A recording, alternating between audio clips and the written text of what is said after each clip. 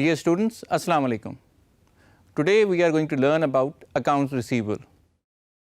What you have been doing since you started QuickBooks is that you have learned to set up an environment, and in that environment you have also set up customer center. جیسے کہ آپ کو پتہ ہے کہ customer ہمارے وہ ہیں جو ہم سے ہمارا مال بھی لیتے ہیں اور ہماری سروسز بھی ایکوائر کرتے ہیں. اور اگر آپ کو یاد ہے کہ ہماری جو کمپنی ہے وہ دو کام کرتی ہے. ایک اپنے کسٹمرز کو وہ بلڈنگ مٹیریل سیل کرتی ہے اور اپنے کلائنٹس کو وہ کنسٹرکشن کر کے دیتی ہے. اس کا مطلب ہے کہ کنسٹرکشن سروسز بھی ہم پرووائڈ کر رہے ہیں اور اس کے ساتھ ساتھ بلڈنگ مٹیریل بھی ہم سپلائی کر رہے ہیں. تو ہمارے پاس at a given point of time we are providing goods as well as services to our customers. اور جب بھی اس طرح کی کوئی کمپنی ہوتی ہے تو اس کے پاس بہت سارے کسٹمرز نے اس کو پیمنٹس کرنی ہوتی ہیں. جب بھی آپ کسی دکان پہ، مال پہ، اسٹور پہ جاتے ہیں یا پیٹرول بھرواتے ہیں تو آپ کو پتہ ہے کہ آپ فوراً یہ کام کرنے کے بعد اس کی پیمنٹ کرتے ہیں. بلکہ بعض جگہ تو ایسا ہوتا ہے کہ آپ پیمنٹ پہلے کرتے ہیں اور اس کے بعد آپ کو سروس دی جاتی ہے. لیکن بہت سارے ایسے بڑے بڑے بزنسز ہیں جس میں پیمنٹ یا ادائیگی آپ کو بعد میں ہوتی ہے. بھلے آپ اس میں ان لوگوں کو کوئی مٹیریل سپلائی کر رہے ہوں یا کوئی سروسز دے رہے ہوں. اور عام طور پہ یہ پیمنٹ آپ کو کسی انسپیکشن یا پیریڈ کے بعد ہوتی ہے جس میں آپ نے ان کو کسی قسم کی وارنٹی وغیرہ دی ہو. ہمارے کیس میں بھی ایسے ہی ہوتا ہے کہ جب آپ کنسٹرکشن کر رہے ہوتے ہیں تو آپ کو پیمنٹ مسلسل نہیں مل رہی ہو. کنسٹرکشن کے وقت ہم نے مائل سٹونز یا وہ اسٹیپس رکھے ہوتے ہیں جس کے اوپر ہمیں پیمنٹ ملے گی اور اس وقت تک ہمیں سارے خرچے برداشت کرنے ہوتے ہیں. مثال کے طور پہ ہمیں پیمنٹ ملے گی جب گھر کی چھت پڑ جائے گی.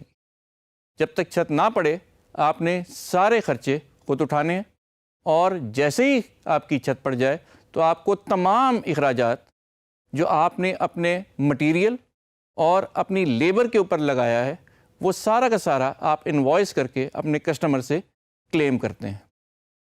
یہ تمام طریقہ کار جہاں ہم کسی بھی کسٹمر یا کلائنٹ سے پیمنٹ وصول کرنے کے لیے اسے انوائس کرتے ہیں اور ایکسپیکٹ کرتے ہیں کہ ہم نے اسے سروسز دے دی ہیں، اب وہ ہمیں اس کی پیمنٹ کرے گا، اس کو ہم کہتے ہیں اکاؤنٹس ریسیویبل. جیسے کہ ان دو الفاظ سے ہی آپ کو واضح ہو گیا ہوگا کہ یہ اکاؤنٹنگ کا پرنسپل ہے اور ریسیویبل وہ ہے کہ وہ پیسے جو آپ کو آنے ہیں which are receivable by you due to some goods that you have supplied to your customers or the services that is provided to your clients. جو بھی آپ نے سروس یا گڈس اپنے کسٹمر کو دی ہیں اس کے عوض جو بھی آپ کو پیسے آنے ہیں they are classified as accounts receivable. اور آپ اس کی ڈیفینیشن میں بھی دیکھ سکتے ہیں کہ money owed to you due to your providing services or goods to your customers is called account receivable. جو بھی پیسے آپ نے اپنے کلائنٹ یا کسٹمر سے لینے ہیں اس سروس یا اس گڈس کے اگینسٹ جو آپ نے اسے دے دی ہیں وہ آپ کے اکاؤنٹ ریسیویبل ہیں.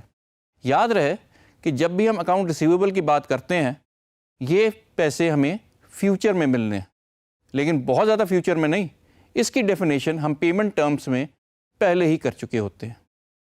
لیکن بعض دفعہ ایسا ہو جاتا ہے کہ غیر ارادی طور پہ بھی اور کسی بھی اور وجہ سے بعض پیسے ہمیں نہیں مل پاتے. ایسے پیسوں کو یا ایسی جو اکاؤنٹ ریسیویبل کو جو ہمیں نہیں مل پاتے ہم ان کو ٹرم دیتے ہیں بیڈ ڈیٹ.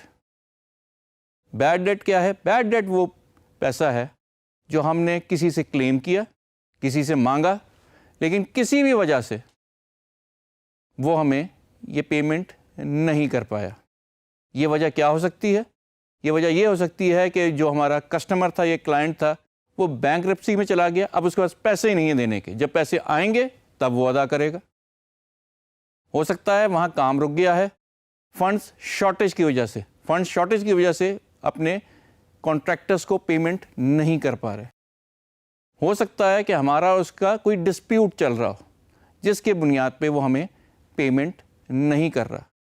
یہ بہت ساری وجوہات ہو سکتی ہیں جس میں ہمارا پیسہ کہیں نہ کہیں پھنس سکتا ہے، لیکن یاد رہے کہ ہمیں پوری کوشش کرنی ہوتی ہے کہ بیڈ ڈیٹ کم سے کم رہے، کیونکہ کوئی بھی بزنس جو اپنی سروسز یا گڈس کسی اور کو فراہم کرتا ہے وہ ایکسپیکٹ کرتا ہے، نیچرل اس کی ایکسپیکٹیشن ہے کہ اس کو اس کی پیمنٹ ملے گی، لیکن بعض دفعہ یہ ہو سکتا ہے کہ آپ کو وہ پیمنٹ نہ ملے۔ جب بھی ہمارے پاس پیسے آتے ہیں یہ ہمارے کرنٹ ایسٹ میں اکاؤنٹ ریسیویبل میں جاتے ہیں اور اس کلائنٹ یا جو بھی ہمارا کسٹمر ہے اس کی طرف واجبل ادا ہو جاتے ہیں، اور جب بھی وہ ہمیں یہ پیمنٹ کر دیتا ہے تو یہ پیسے ہمارے سیلز میں اور ہماری کیش میں یا بینک میں ریفلیکٹ ہونے لگتے ہیں۔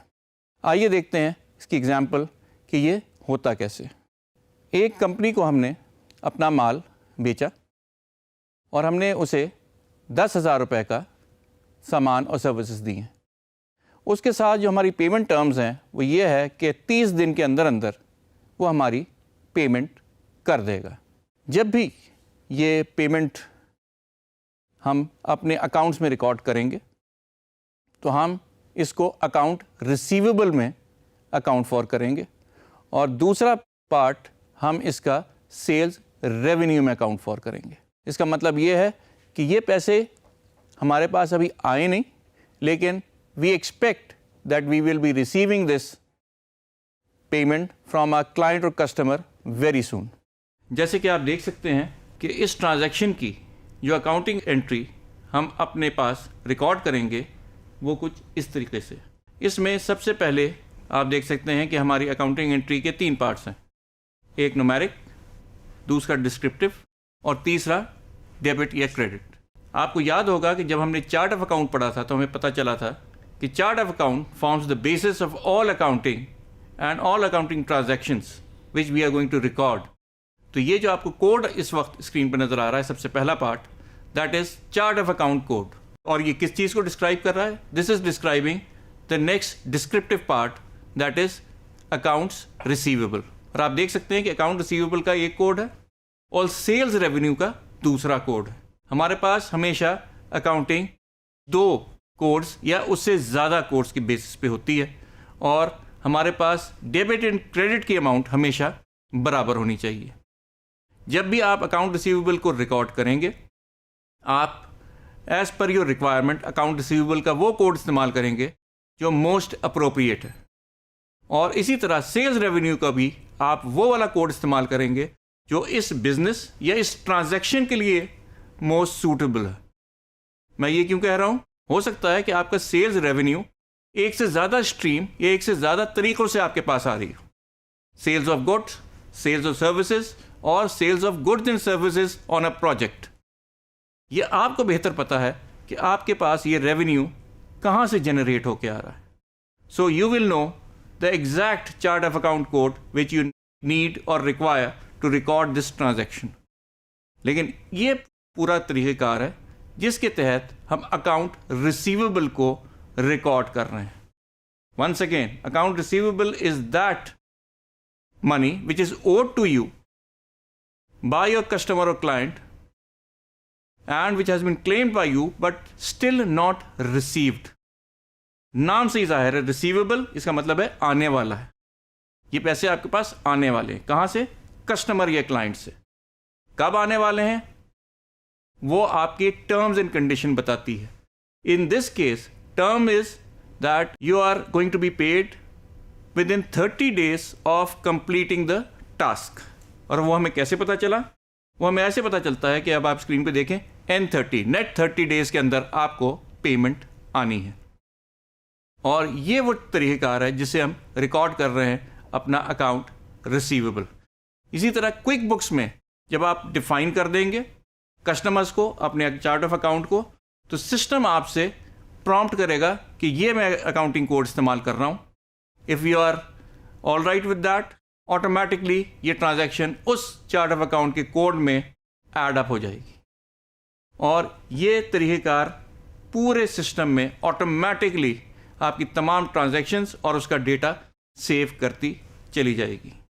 In the next section, we will see what happens when there are certain account receivable which we may never be able to collect. ہو سکتا ہے کہ ایسے بھی پیسے ہوں جو ہمارے کسٹمر سے ہمیں نہ آئیں. اس کیس میں ہم نے کیا اکاؤنٹنگ انٹری ڈالنی ہے اور کس طرح پروسیڈ کرنا ہے, we'll see in the next section.